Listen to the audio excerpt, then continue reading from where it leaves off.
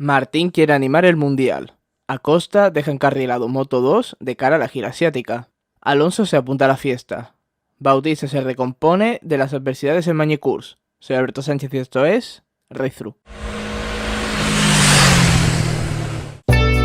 Fin de semana completo de motociclismo el que vivimos con la disputa del Gran Premio de San Marino en MotoGP y de la Ronda de Francia en World Superbike. Un fin de semana en el que si queríamos disfrutar de toda la acción de ambas categorías teníamos que hacer malabares con los horarios. Malabares que también tuvieron que hacer los organizadores de la prueba de World Superbike, puesto quien manda en caso de igualdad horaria es la categoría reina del motociclismo, por la cual vamos a empezar. Y es que en MotoGP llegábamos a San Marino con la sorpresa de la participación de Pecco Bagnaia, a pesar de ese accidente que sufrió en el Gran Premio de Cataluña cuando Brad Binder le pasó por encima de las piernas tras caerse el italiano en la curva 2. No solo sería declarado apto para correr, sino que además se mostraría bastante competitivo durante todo el fin de semana, salvaría el liderato y minimizaría pérdidas cuando de haber faltado su distancia en el campeonato podría haberse visto reducida casi al mínimo. Y es que este sería el fin de semana del segundo clasificado del campeonato, Jorge Martín, que ya desde el sábado empezó dando avisos de lo que se venía, logrando la pole, la cual fue sorprendentemente su primera pole de la temporada. Un piloto que acostumbraba en categorías pequeñas y también en MotoGP a ser bastante rápido a una vuelta, este año era su gran déficit. Y en un circuito en el que a priori, según sus palabras, iba a sufrir, resultó encontrarse muy cómodo. No tan cómodos se encontraron los pilotos de Aprilia en este circuito después de dominar el Montmeló en el trazado italiano que tanto conocen de haber rodado y rodado, pues es una pista en la que suele practicar en test privados Aprilia o hacer shakedowns. Aún así no fueron capaces de mostrarse arriba, sobre todo las oficiales,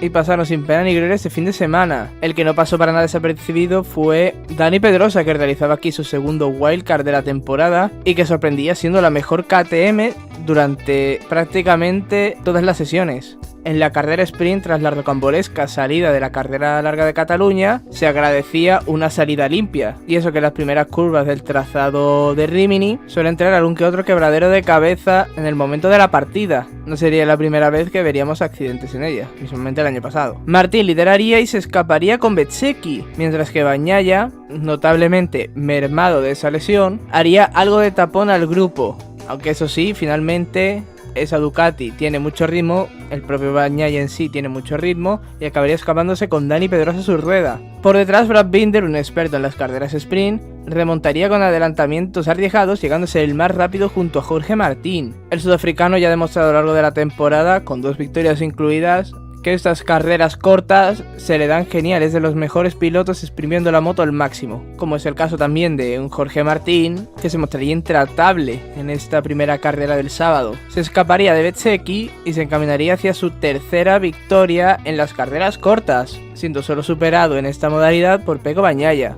Un Bagnaia que no estaba en plena forma y que se notaría puesto que no solo no lograría descolgar a Pedrosa, sino que permitiría que Binder los alcanzara. Aún así, sí que tuvo la capacidad para mantenerlos a raya y lograr la tercera posición, salvando los muebles, puesto que sus 2 principales rivales por el campeonato quedaron por delante.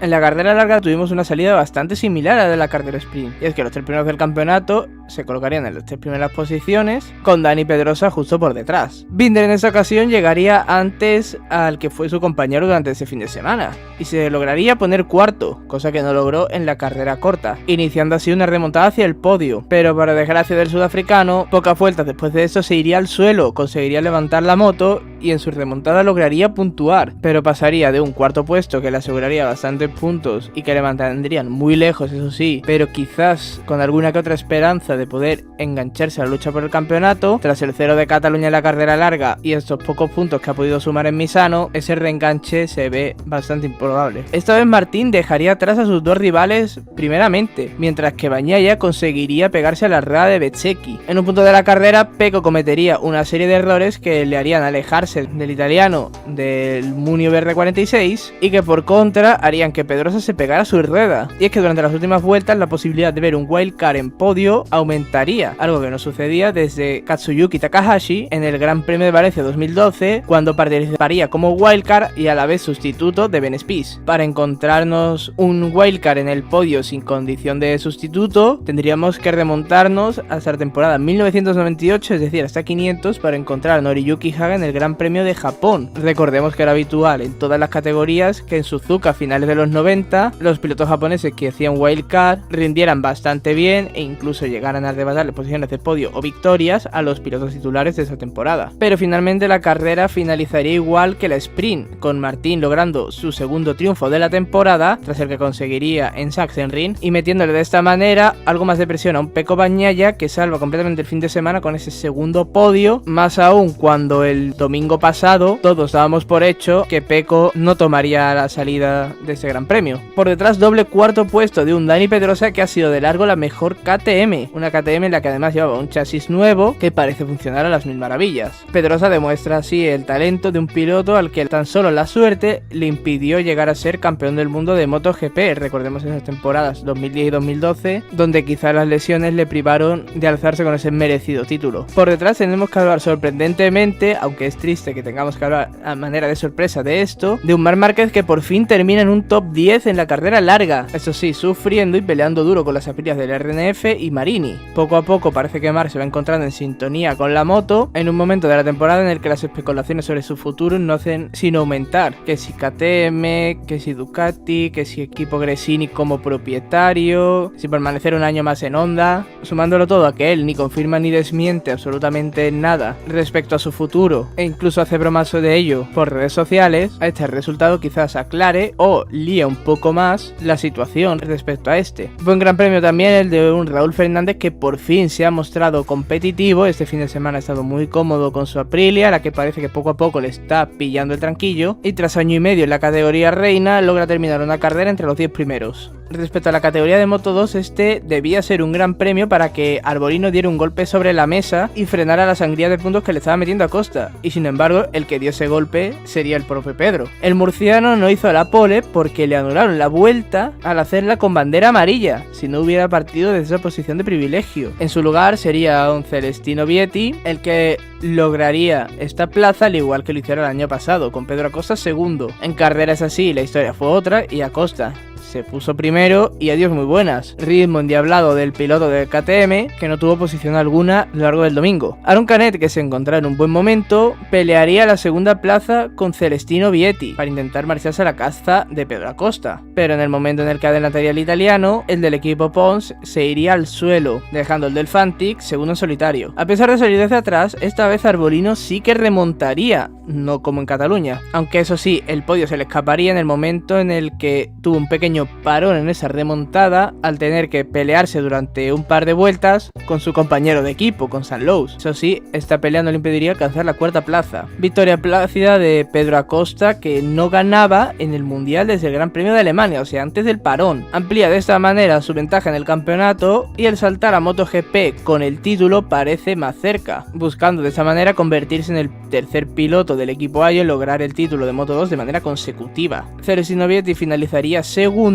y suma así otro podio esta temporada. El italiano en esta segunda parte del campeonato parece reencontrarse con el nivel que perdió tras el parón en 2022. Si mantiene este nivel en lo que da temporada, sumado al hecho de que ya ha firmado para el equipo Ayo, el mejor equipo de la categoría actualmente de cara al año que viene, quizás tengamos un sello aspirante al campeonato. Alonso López, que empezaría muy bien la temporada y que se vendría abajo a mitad de la misma, vuelve al podio en el circuito donde logró su primera victoria. Esto, sumado al triunfo de Aldeguer en Silverstone, confirma que Bosco Oscuro poco a poco se está acercando a Calex y quizás el año que viene podamos ver más equipos con el chasis italiano en la parrilla. En la categoría pequeña todas las miradas estaban puestas en el equipo Leopard, y es que venía de 3 victorias consecutivas con Foggia en este trazado, y el fin de semana empezaría genial para ellos y siguiendo la misma tónica con la pole de Jaume Masia. Un Jaume Masia que por fin no se encontró solo rodeado de KTM, si es que en esa primera línea también estaría un Kaito Toba que logra la tercera plaza en la clasificación con el equipo del padre del piloto que lleva el nombre de este circuito, Marco Simoncelli. Holgado por su parte clasificaría muy atrás, y es que a lo largo del fin de semana lo veríamos muy perdido y sin encontrar sensaciones. Un momento complicado para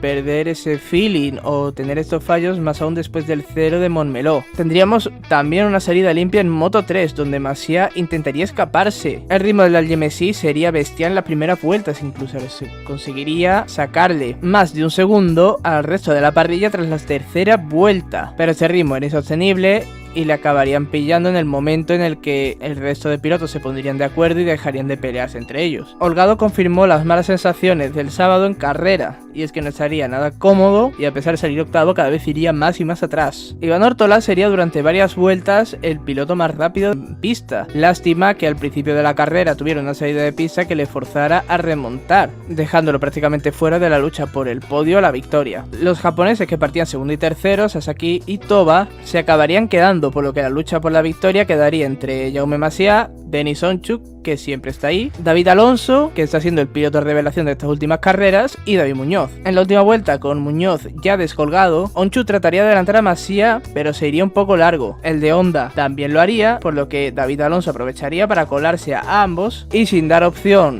a ser rebasado de nuevo, lograría su segundo triunfo consecutivo y el tercero de la temporada. De golpe y porrazo, el colombiano, que recordemos es el rookie en la categoría, se mete en la lucha por el título, a la cual también se aferra Jaume Masia. Y es que la mala carrera de Dani Holgado culminaría con una 16ª posición que lo dejaba fuera de los puntos. Sasaki, que tampoco ha tenido una gran carrera, ya se encuentra a tan solo 4 puntos del piloto de Tectroa. No solo eso, sino que los 5 primeros del campeonato se encuentran ahora en menos de 25 puntos, justo antes de dar inicio a la gira asiática.